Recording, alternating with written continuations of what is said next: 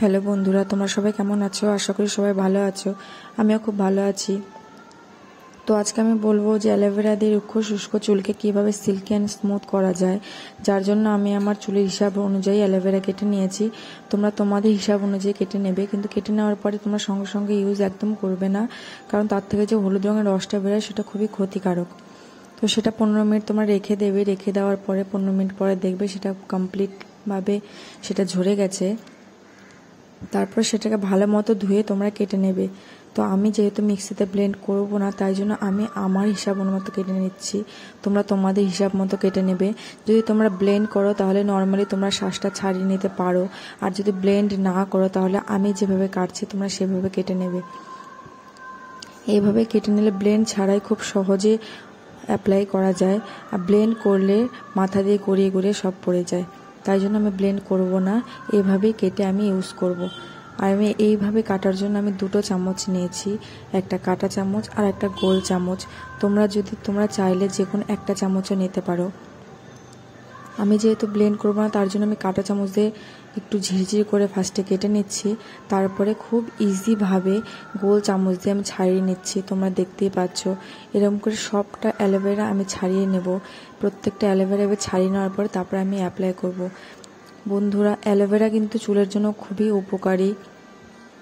মানুষের বাড়িতেই এসব থাকে, কিন্তু অ্যালোভেরা যদি এভাবে চুলে অ্যাপ্লাই করা যায় তাহলে খুব সহজেই যে রুক্ষ শুষ্ক চুলটি আছে সেটিও সিল্কি অ্যান্ড স্মুথ হওয়া যায়।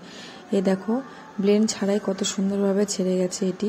তো এতে আমি দিয়ে দেব আমার চুলের পরিমাণ মতো নারকেল তেল।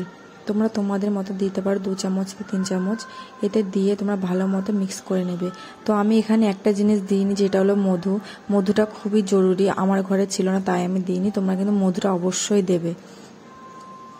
3টে ভালো মতো মিক্স হয়ে যাওয়ার পরে তোমরা চুলে ভালো মতো অ্যাপ্লাই করবে।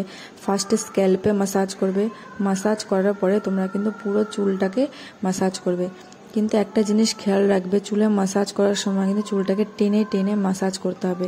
যেরকম আমাদের স্কিনে মাসাজ করার ফলে ব্লাড সার্কুলেশন বাড়ে, সেরকমই আমাদের চুলে এরকম টেনে টেনে মাসাজ করলে চুলটা খুবই স্মুথ অ্যান্ড সিল্কি হবে।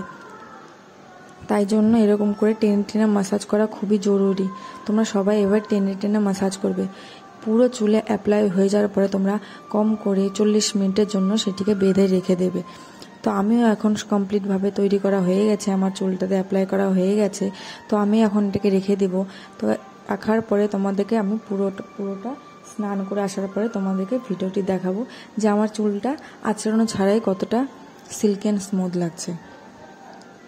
এই যে আমার স্নান হয়ে গেছে, তোমরা এখন দেখতেই পাবে। একবার এই রেমেডিটা ট্রাই করে দেখো, যদি ভালো লাগে প্লিজ চ্যানেলটাকে সাবস্ক্রাইব করে দেবে। এরপরে আমি আরও বিউটি টিপস নিয়ে আসবো।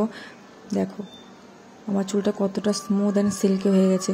তোমাকে আগের চুলটা দেখানো হয়নি, তোমাদের আগের চুলটা দেখালে তোমরা বুঝতে পারতে কতটা সিল্কি অ্যান্ড স্মুথ হয়। তোমরা নিজেরাই ট্রাই করো, তাহলে বুঝতে পারবে।